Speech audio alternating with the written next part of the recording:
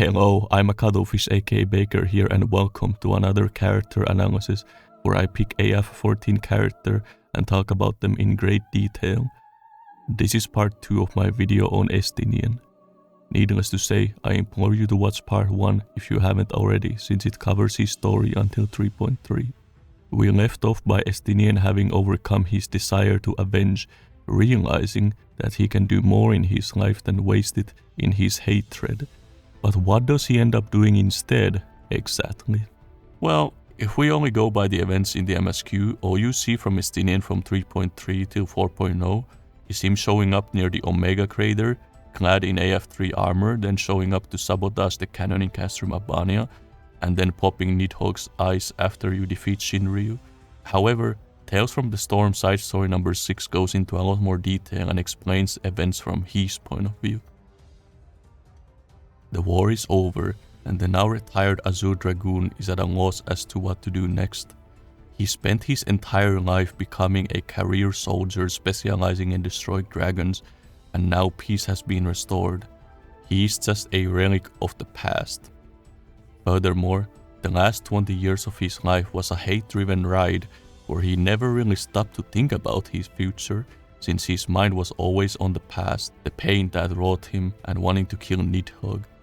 But instead of sitting on his arse, Estinien makes a concerted effort to try and find a new meaning, something that would motivate him to get up from bed every day.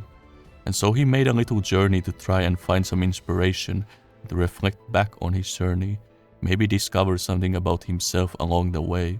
He traveled to the ruins of Ferndale, the village of his birth, to offer a prayer to his beloved mother, father and little brother, Hamingnan, to a cliff overlooking the capital, to give thanks to the knight brave and true whose sacrifice had kept Ishgard's hopes alive. To the floating continent, Azuzla, to pay tribute to the maiden of conviction who blazed a path for her comrades by burning the candle of her life. His old self would never have contemplated such a sentimental journey, but times had changed, and so had he. Last of all, he had come to Sorkai to voice his regret to the long-departed Ratatoskar. By the way, yes, I copied that whole paragraph from the side story. Look, it was so well written I had to repeat it verbatim. So anyway, he's chilling next to Ratatoskar's grave. Well, more like on top of it, since the entirety of Sorkai essentially acts as her grave. Estinien struggles to convey his feelings here, not sure how he should feel or what he should say. Racevelger then interrupts this moment, curious as to why the Dragon Slayer had come to pay tribute. The two have a quick exchange of words, and Racevelger takes Estinien to an armory where the dragoons of old used to hang around in. See, dragoons in the FF14 setting used to be like the OG dragoons, fighting alongside wyverns and dragons instead of against them, something that the war had twisted to the point that the meaning of a dragoon became the direct opposite. Estinien finds 2 sets of armor that have been enchanted by Ratatoskar herself, still in prime condition after all those years. By the way, in case the implication is lost on you, yes, you the player used the other set in your AF3 gear. Estinien cannot quite comprehend why he should be the one to be gifted this armor. Why would he be deserving of it any more than his ancestors that murdered her in cold blood? The Great Worm explains that Eorzea's actions slowly made him reconsider his faith in mankind, and it's implied that he had a respect for Estinien, for his ability to bid farewell to his bloodstained past, and for his gesture of visiting Sorkai. And in one of the most wholesome moments of Estinien's story, he takes a brief moment to consider a name for this beautiful armor made of azure: Iceheart. For it shall watch over a man ignorant of all things save how to wield a lance steeped in anger. Oh my god, if they ever make this scene in like an Echo flashback or something, absolute gold. Alright, let me explain something here, because especially for those of you who have only played FF14 out of the FF series, the significance of this may be lost on you. The Dragoon is a very iconic job within the FF series, always spotted by their lances and most often wearing heavy armor. In the series, we have 2 types of Dragoons. There's the one from FF2 and FF11, where it refers to Dragon Knights that use wyverns/dragons either by training them and then riding them or fighting alongside them. Then you have the one from F9 or Heavensward, which refers to dragon knights that are trained to slay dragons rather than fight alongside them. There's technically the third type, which is a dragoon who is trained like one but has nothing to do with dragons one way or the other. Most prominent case being FF4, even though in the past those dragoons too used to ride dragoons like in FF2, but whatever, moving on. This is something that has caused some confusion within the fanbase since forever as to which type of dragoon is the true dragoon. What's awesome is that Estinien, for all intents and purposes, is the first quote-unquote true dragoon in the entire franchise. Because he is literally both. He started out as a dragon knight trained to kill dragons, but then became a dragon knight that fought alongside dragons, even riding on both Tiamat and Vrtra, while wearing armor intended for Ratatoskar's riders. But a huge part of his strength comes from having infused with Nidhogg, granting him immense power without any of the drawbacks of the eye, allowing him to harness the dragon within, whilst retaining his sense of self. I mean, he even named his lance Nidhogg. So in every sense of the word, he's both a dragon rider and a dragon slayer. And as a longtime fan of the series, I found this to be so goddamn cool. It honestly makes Estinien stand toe to toe with the previous most iconic dragoon, Kain. It's also fitting that he cast aside the title Azure Dragoon and then went on to receive an armor made of azure, so he became not just a true dragoon, but a true dragoon wearing azure.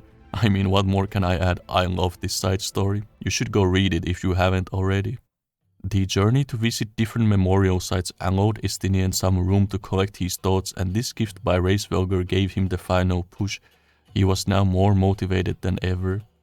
The war for Alamigo's liberation had begun, and he would aid his comrades, whom he owed his life to. He wasn't able to identify that they were there, but he knew the warrior of light, Eimeric and Alphinaud, would have been there, fighting. In one of the most badass scenes of Stormblood, he shows up only to silence the massive cannon at Gyr Abania. Now, would you believe me if I said that there is nuance to him destroying this specific cannon? See, the construction for this cannon began after the battle over the Silvertail Lake. Gaius van Baelsar had seen firsthand the terrifying power of Midgard Solmer. So terrified was he of this power that he had his 14th build this cannon in order to act as a way to fight back against the Father of Dragons should he ever fly towards Alamigo. So the significance here is that Estinien's first act after becoming a true dragoon was to silence a cannon originally designed to destroy dragons. But he had to leave the cannon fodder to us, since Estinien didn't have time to finish off the Garleans. He senses the presence of the eyes.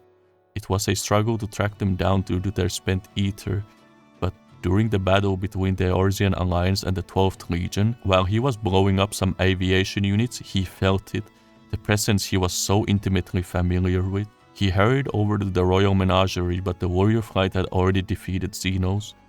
However, the eyes were still there, chilling on the floor next to a bed of flowers.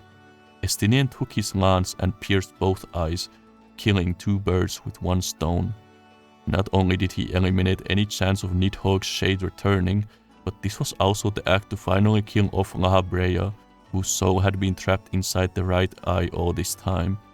So yes, you aren't the only one who's killed an unsundered Ascian. Though Estinien killing Lahabrea here is basically like when you play a shooter and you deal 1 point of damage to an enemy while your teammate did the other 99.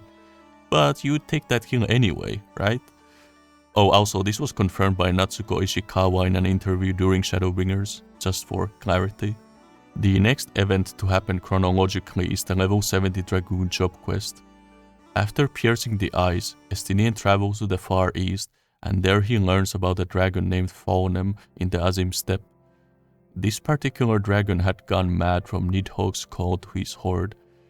You know, it's really telling that even nearly 1,000 years later, on the other side of the world, when he had been dead for a while now, he still has such absolute influence over this poor dragon. It really puts into perspective just how terrifying Nidhogg's power was and how strong his emotion of hatred was. Estinien, when hearing about this problematic dragon, was going to act as an intermediary between man and dragon to help resolve this conflict, ideally without killing the dragon, but with his lance ready if it had to come down to that. He meets with the Warrior of Light and a dragonet named Ornkai, who are there to help found him as well. He proposes to weaken the dragon and then have Ornkai roar to bring his mother back to her senses. This is actually a huge bit of development for Estinien right here. See, this is the first time that Estinien doesn't immediately resort to violence when faced with such situations. Sure, his plan involves beating the shit out of the dragon to weaken her, and his plan B is to destroy the dragon should it not work, but it is really quite significant that he is able to take a step back, and instead of going with the easy route of, okay, let's just kill the dragon, there's no saving her, he is instead willing to try and save her. This is such good-ass writing because it accomplishes two things. One, it emphasizes how Estinien turns his hatred for the dragonkind into compassion for them instead, and two, it emphasizes how much Estinien has changed from his past self, who no doubt would have considered killing this dragon as the only option and screw everything else. You even get to have a really cool fight against the dragon, fighting side by side, both retired Azure Dragoons. I know this comment will age poorly after they have implemented the Trust Dungeons for Heavensward, but it's worth mentioning that this was the first time you got to truly fight alongside Estinien, if you don't count that minor exchange with the Garleans in Azuzla. You even do a double dragon song dive with him. Awesome. The father shows up and the story has a happy ending. Ornkai proposes a new title to replace the now outdated Azure Dragoon, Crimson Dragoon. A title indicating how Estinien now fights alongside dragons, harnessing their strength as their own. This new title is basically the icing on the cake, making Estinien's character truly come full circle. Honestly, it's such a shame that there will be players who miss this crucial bit of development because they didn't do the Dragoon job quests. The next set of events happen in 4.5. Estinien travels back to Eorzea to help the Eorzean alliance at Gimlit Dark. There he saves the Warrior of Light from being clapped by LED Xenos because a certain catboy was calling them. He had intended to stay and fight, but the Garleans retreated and fighting ceased for the most part. He then went back to his home country, but there he met Ornkai, who took him on a crazy adventure to the Far East. I won't say much about this side story. I recommend you go read it because it is quite amusing and explains how Estinien ended up joining the Scions to help deal with the Black Rose. But it is worth mentioning that this side story is the first time the writers really explored a more chill side of Estinien, basically using him as comic relief, which would come back in Endwalker. So yeah, the last however many minutes I have been talking about, from 3.3 till 4.5, it's all side story, barring a few short cutscenes from the MSQ. First, the Tales from the Storm side story that explains the lead up to his appearance in 4.0, then the Stormblood Dragoon job quest which explains what happened afterward, and then the Tales from the Shadow side story that explains the backdrop for his involvement in the Black Rose subplot in 5.0.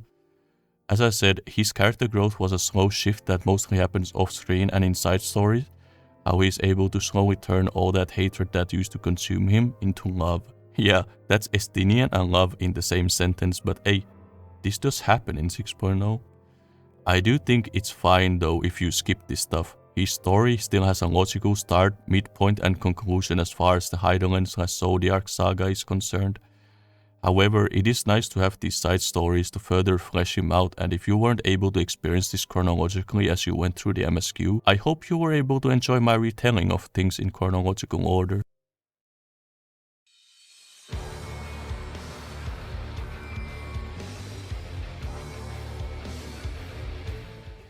In 5.0, Estinien takes part in the Garlean subplot that is going on in the background.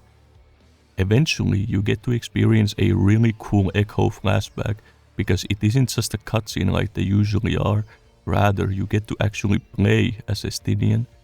This is probably the best RP solo instance they have done so far.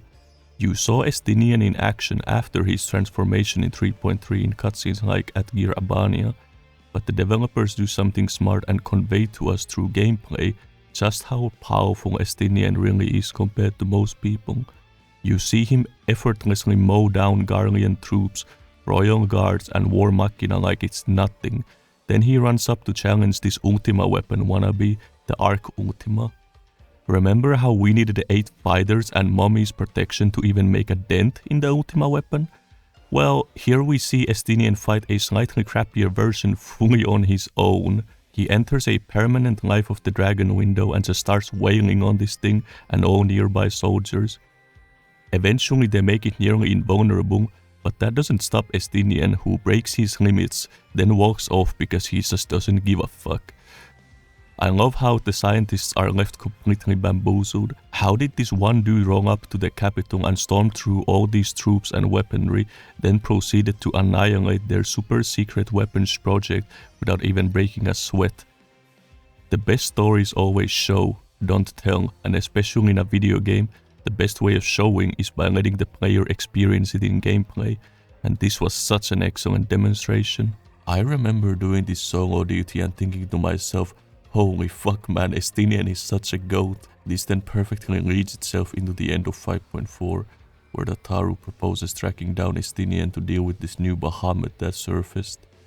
See, you wouldn't have necessarily cared about taking Estinien out as much, but having seen firsthand how strong this guy is, you kinda came to appreciate, okay, we could definitely use his help. Also because it's a dragon matter, and especially if you did the level 70 job quest, you really do want to do it. I just appreciate when we as the player can clearly see the motive in doing X thing. In one of the greatest and surprising turn of events of the expansion, you end up freeing Tiamat and untempering her. The whole part 1 of 5.5 was literally just Estinien stealing the show. Seeing him ride to battle on Tiamat was so freaking cool, man. And again, cemented him as a true Dragoon. Oh yeah, I forgot to mention one of Estinien's traits. The man is absolutely fearless. Look at the guts on this dude. Your children's pain means nothing to them. They laugh at your kind suffering. But tears will not right this wrong, nor will lamentation see the perpetrators punished.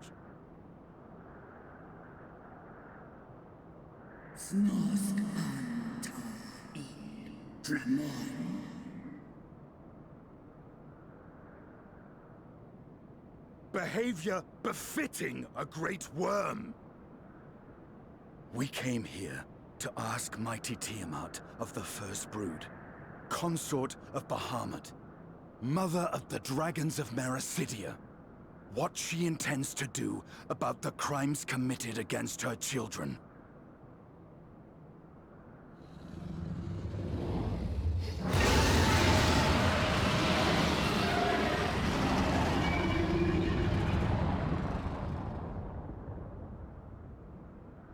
But then, for a man trained most of his life facing the most terrifying dragons, that shouldn't come as a surprise. However, this also happens in 5.5. If you're going to shed a tear every time a soldier falls on the battlefield, you'd best stay away. It's no place for the weak of heart. It may be that victory cannot be won without cost. But all life is precious, and I refuse to shrug at its loss.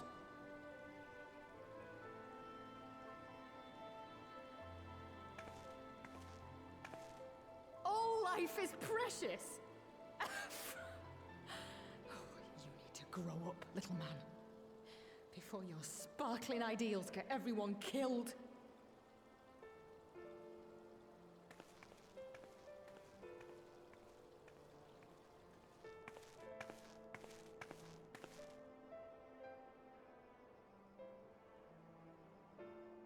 You're right.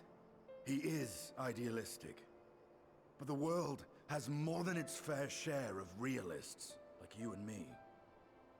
It's people like him who dare to dream that things could be better and make it happen against all the odds. They are the ones whose names live on forever. The heroes. The battlefield's littered with would-be heroes. At this rate, you'll lot'll be next. And what'll become of your precious dreams then? They'll be gone. like dust on the wind.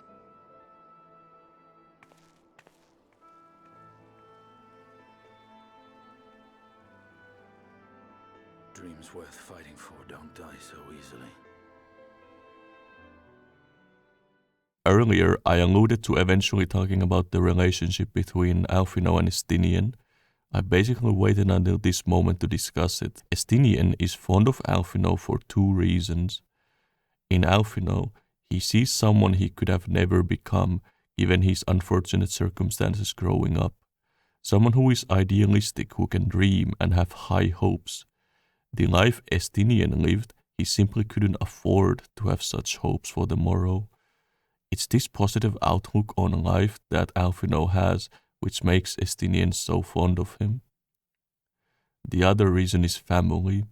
I mentioned that Estinien had a younger brother who died alongside his parents when Nidhogg raised his hometown, Ferndale.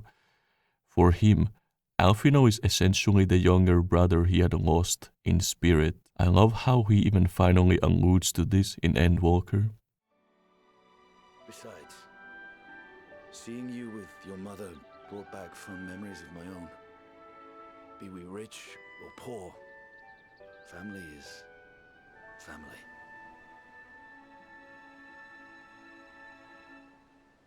Well, it's past time we were on our way. This appreciation was one of the driving forces Estinien had to get back into the fight after 3.3, and it has a wonderful payoff in this scene towards the end of Endwalker. Thank you. From the bottom of my heart.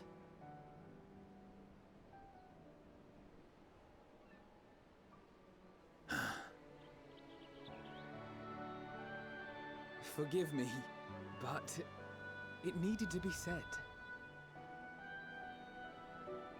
I'm the one who owes you thanks. Were it not for you, I would not be alive today, nor come to terms with Nidhogg's spirit. I am ever grateful.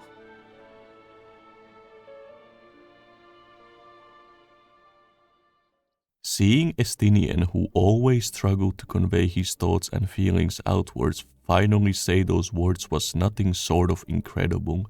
It was such a touching moment and I loved it. Because Estinien was always such an introverted person, and I do think he is a good representation of one. It's not like he doesn't care or that he's a cunt, it's just that he keeps those thoughts mainly to himself, because he isn't that great at expressing them. You see this most prominently when you read the side stories that feature him, where he makes a lot of remarks internally. It's rather interesting to me that they didn't choose to show his internal thoughts like with, say, Squall in FF8, where we learned a lot about his personality and worldviews through his internal monologues. But there could of course be many reasons to not display those thoughts. I think his character works either way. What I also like is that something that a lot of stories get wrong about portraying an introverted personality is that it's somehow a bad thing against social norms and the person must become extroverted by the end, just like everyone else in quotations. I like that Estinien being that way is completely fine in the story and the writers don't try to change him but rather use that to his advantage when writing him. For example, most of Estinien's dialogue are short and to the point, but whenever Estinien speaks for longer than that, such as when he joins the party in 5.5 or his pep talk to Vrtra in 6.0, his statement carries much more weight because it's coming from him and it makes him much more appealing as a result. Speaking of pep talk to Vrtra, let's talk about that bit in Endwalker since it's basically Estinien's part of the story. Immediately upon seeing the satrap's servant, he knew something was up. He was worried if the dragon giving these scales was doing so not of their own volition. He then later calls out the satrap on his charade, noticing the presence of Vrtra. He even noted the servant's draconic presence, which later turns out to be because the servant was in fact an arcane vessel that simply houses Vrtra's other eye. His concern for the dragon kind and these senses come as a result of his fusion with Nidhogg, short-lived though it was. Estinien doesn't visibly show empathy to the Great Worm, but offers his assistance nonetheless. It seems like the two have great respect for one another. Estinien recognizes that the hatred he felt for Nidhogg is in the past, and doesn't let that affect his view on Vrtra despite them being brute brothers. He recognizes Vrtra's dedication towards his people. Not only does he respect this, but he takes it as a reassurance that the Great Worm bears no ill will towards mankind. Estinien even points out in your final conversation with him at the end of 6.0 that it was at that point that he noticed how much he had really grown, how in the past he would have seen the situation much more black and white, that he was a dragon, hence he was the enemy. I mentioned in the Alphinaud video how every character in Endwalker had their moment in the spotlight in that story. That was definitely the moment for Estinien. Bravo to the writers for the way they set this up. I definitely couldn't have thought of a more fitting conclusion to his story than having him be the one to encourage Vrtra to come clean about being the true leader of Radzatan and to act as the intermediary between dragon and man, as he said he would do in the level 70 Dragoon quest. Indeed, whenever man and dragon have come together, death has ever been the inevitable result. It was our fear of your kind that sparked a nigh-endless war. Fear and hate of which Nidhogg drank deep as he laid waste to my homeland. And in turn, I took my revenge on his brood. Blood for blood, pain for pain. I thought nothing of theirs, only of mine. And yet, were the chasm between us too vast and too deep, Hraesvelgr would not have borne his sail to battle and our rescue. He would never have entrusted a mortal champion with one of his eyes, and the Dragonsong War would still rage on. And I would still wage a never-ending war of violence and vengeance. The future of our star be damned.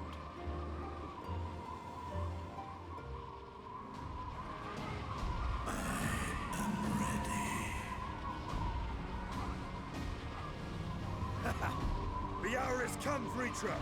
It's all or nothing!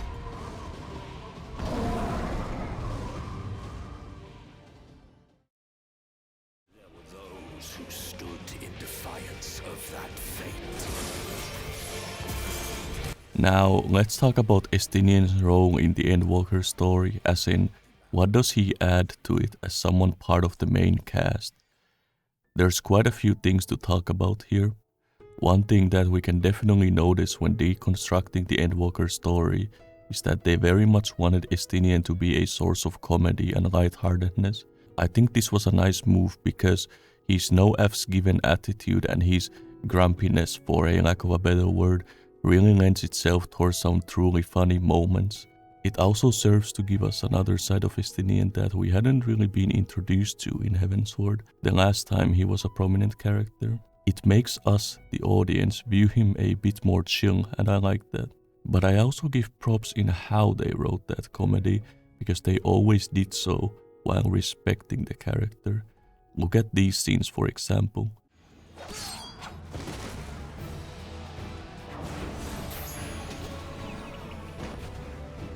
Removed from the field was not a euphemism for enthusiastically murder. It's nothing that won't heal in time. That's how you want to ideally do it. Give us a bit of comedy while retaining the integrity of the character. Now, if you want a prime example of how to not do this, I can think of no better example than Star Wars: The Last Jedi, a movie which turns characters into morons at every turn for a cheap shot at humor. Next, let's talk about a more concrete form of contribution.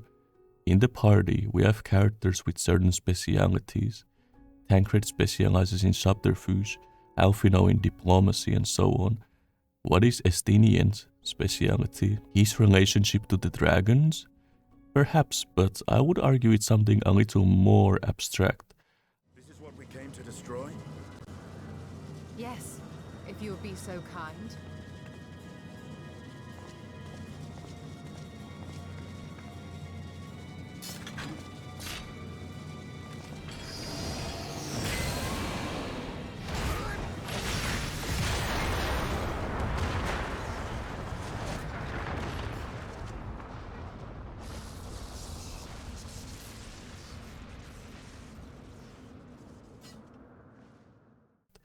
I would say it's violence.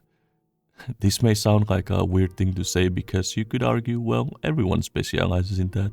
All the characters that you can bring as trust members can fight. But what I mean in the case of Estinien is that he's bloody good at it. This tendency to violence comes up in 3 different ways. One is through the interactions with other characters. The second is how swiftly he takes action in cutscenes.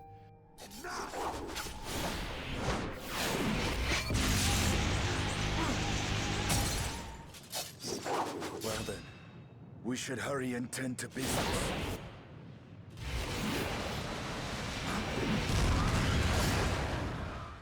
And thirdly, we have the power he demonstrates both in cutscenes and in gameplay. I know this last point might be one that some people would dismiss outright, but what you have to keep in mind when it comes to storytelling and video games is that gameplay and story, although they are segregated by default, can also be integrated together. I personally believe that Estinien being way more powerful than any other character in the RP fights we have done is one such gameplay story integration feature because it's supported by what he also does within the story. I've heard people debate which scion is the strongest behind the warrior flight, and I've heard arguments for Y'shtola and Estinien both, but I personally subscribe to the idea that Estinien is by far the strongest of them. In fact, at the start of Endwalker, I would put Estinien in the top 3 of the most powerful combatants in the world, only behind the warrior flight and Xenos. And this point is important because Estinien being as powerful as he is means that he isn't just someone prone to violence, but also has the power to back it up. And I believe this violent nature comes from the world that he comes from. Estinien has only ever known war because of his country's conflict with the dragons and heretics both. The most impactful event of his life was a display of excessive violence as his village got razed by a force of immense power. He became a career soldier and one of the most revered positions in the military, possessing power that most regular people couldn't even dream of, and probably most importantly, his biggest motivator in life is his bloodlust for Nidhogg, his desire to exact vengeance. Though he set that life behind him, a lot of those habits still remain. He doesn't consider violence as the sole option anymore, however it is always still a strong plan B for him, more so than for any other character in the party. But let's dive a bit deeper into this point. For example, when he leaps at Xenos after the dungeon, you could think to yourself, couldn't they have had, say, Analysing do the same? Why is it Estinien specifically? The key difference is that Analysing's tendency to jump to action isn't quite the same as Estinien's. See, for Analysing, her impulsiveness is more of a personality quirk. It's almost something one could describe as a cute little trait that surfaces from time to time. For Estinien, it's much more than that. It's how he has viewed life for a very long time and how he chooses to deal with situations.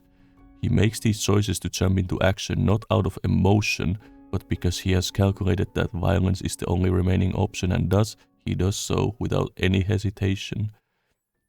When he Dragonfire dies Medion, it's not because he's angry or desperate or whatever. It's because he sees there is no point reasoning with her, so the best thing to do is to try and take her out. Another reason it's him and not someone like Analysing is because Estinien has both the guts and the power to back it up. What's awesome is that him taking action so readily in cutscenes serves 2 purposes.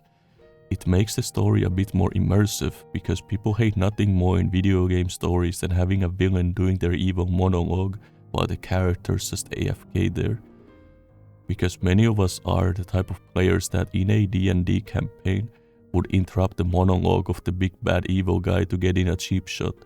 It makes Estinien way more appealing as a character. But the second purpose it drives is that, as I just explained, it also perfectly fits his character. Next is something I alluded to at the start of this video. With Tancred becoming dad in Shadowbringers, I think the writers felt like they wanted to have another cool type character in the story to take his place, and that's pretty much what we got with Estinien. I think Tancred still retains a lot of the cool factor, but Estinien is definitely the badass character archetype in Endwalker. Let's explore this a bit. First of all, what is a badass character? This is probably something that you have rarely, if ever, thought about, but you probably feel it whenever one is on screen. Mostly, it can be generalized as that character who will do whatever it takes to do the job, one who never backs down or accepts defeat, have some strong codes that they live up to, remaining true to them, allowing no one to get in their way, etc. But what makes Estinien a successful badass character? For instance, one common trick that writers like to use is to do this. It's not what you did, son, that angers me so. It's who you did it to. Who? The fucking nobody? That fucking nobody is John Wick.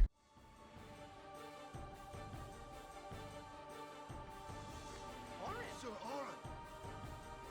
So, you do know him? Yeah, best guardian there ever was. Basically, have other characters talk about the badass character in a way that recognizes their awesome feats. There's scenes like this in FF14 that establish that Estinien isn't just some guy, but a legend, and of course, he has the Azure Dragoon title to go along with it, to add further renown. Sir Estinien, I presume. The Dragoon who plucked the Warrior of Light from the jaws of death? Your armor is most distinct.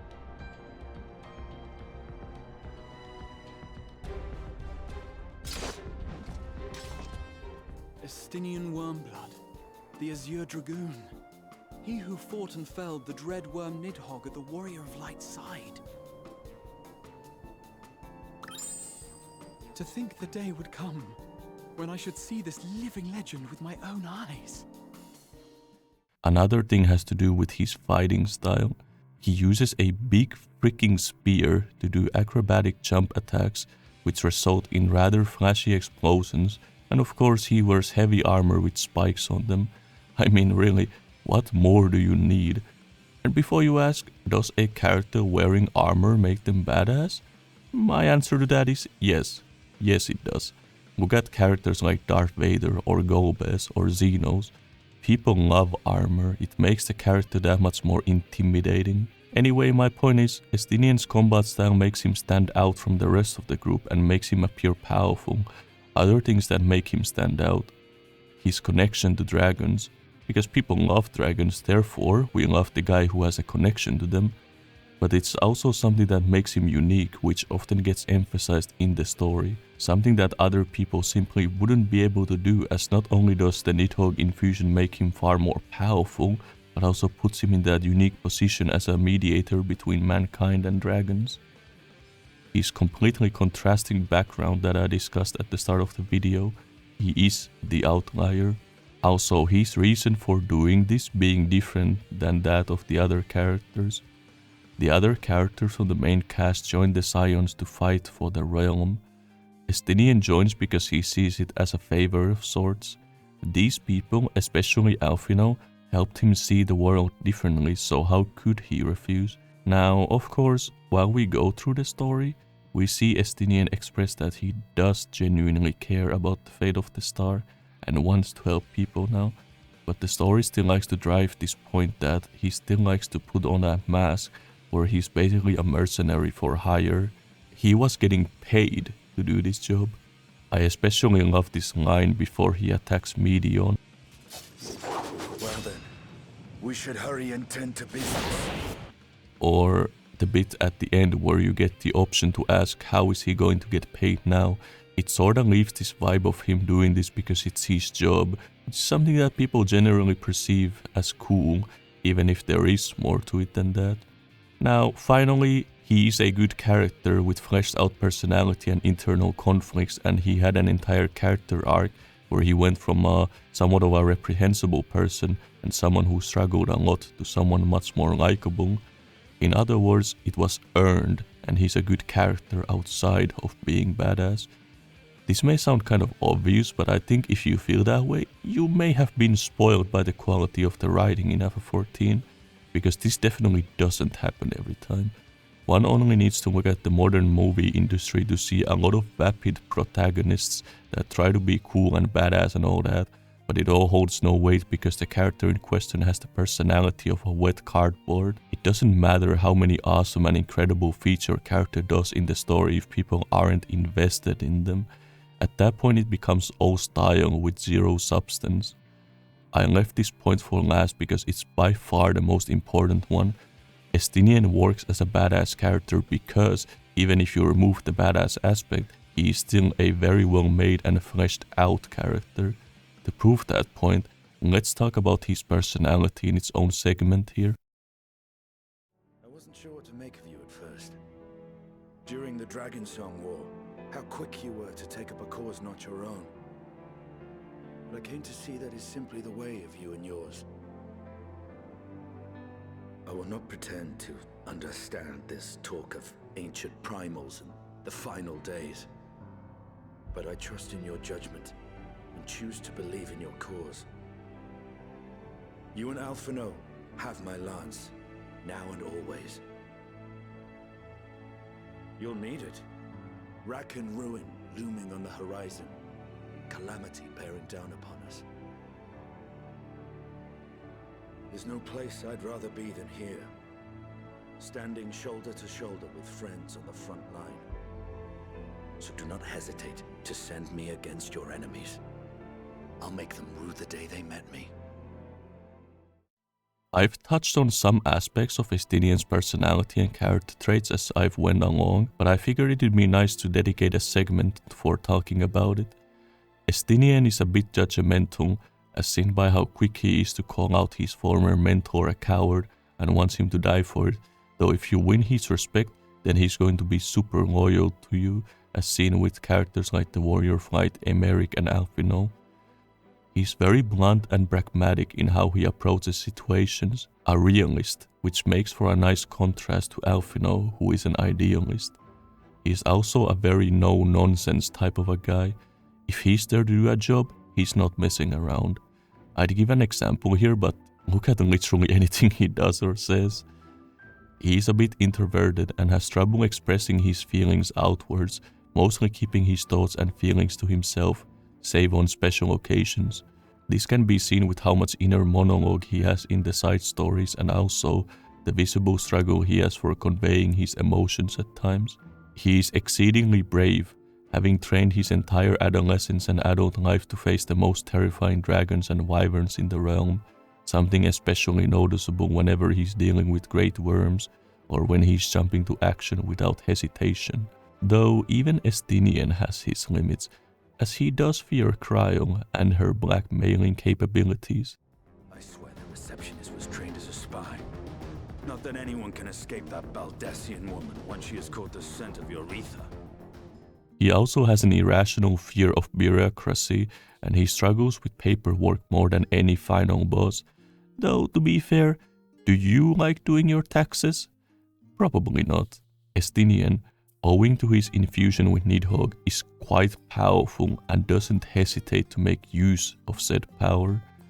He is incredibly prone to violence. At the start, it is basically his number one go-to option, though he is able to temper this after overcoming his hatred, after which he would only resort to violence if there was no other option, in which event he does not hesitate. He has a special connection with the dragon kind. At first, he had an undying hatred for them, but later he vowed to not kill any more dragons and help bridge the gap between dragons and humanity whenever possible. He is kind of a lone wolf, preferring to work alone, though he does eventually join the party and has no issue cooperating.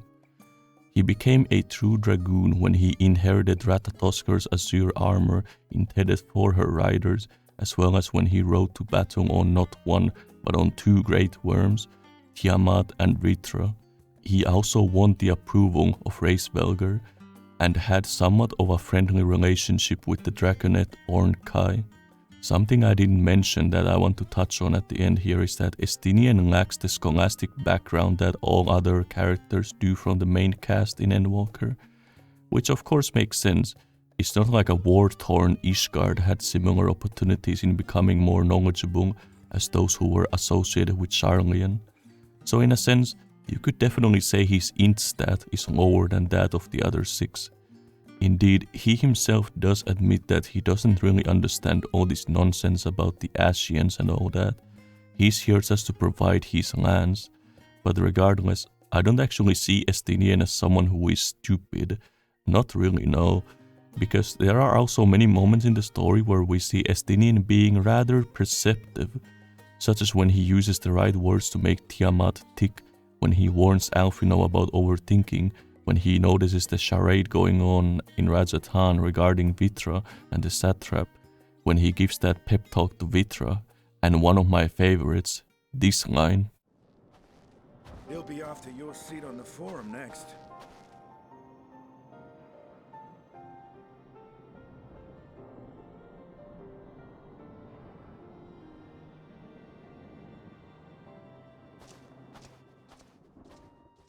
So I suppose a good way to summarize is that he isn't as book smart as the other characters, but he is still sharp in his own ways. Once again, let's put a TLDR, though not so TLDR, at the end here. Estinien goes through your pretty basic vengeance arc where he is consumed by his hatred and then makes a turnaround with the help of his friends, as well as realizing that he is no different from his enemy. The execution on that particular arc, however, was really good and it made us invested. He had an awesome dynamic with both Eorzea and Alphinaud. Pretty much all of the dialogue between them was golden. His story pre 2.5 and from 3.3 till 5.0 are told mainly through side stories, either from job quests or from the side stories on the lodestone. Those stories are not, however, integral in understanding his character's motivations or his conclusion in the Hydaelyn/Zodiac saga. It's only there if you want further exploration of his character, making him a pretty unique case among the main cast.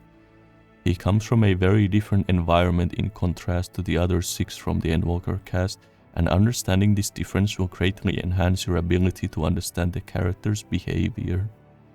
He is a badass character done well, with a hint of comedic relief also done well. But most importantly, Estinien is arguably the first true Dragoon in the franchise, having both variations of Dragoon on the same character. Any number of these things, or all of them, make him a memorable character. Well, that's all I got for you this time. I hope you enjoyed this episode of character analysis.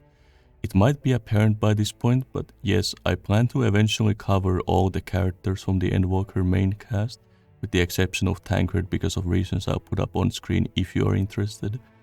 I have made up an order I want to be doing these in, and will be covering other Endwalker topics to mix it up as I go, but if you want me to talk about a particular aspect of the story, I implore you to make mention of it in the comments.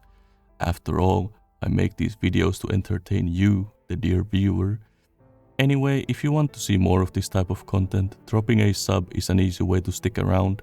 Have a nice day.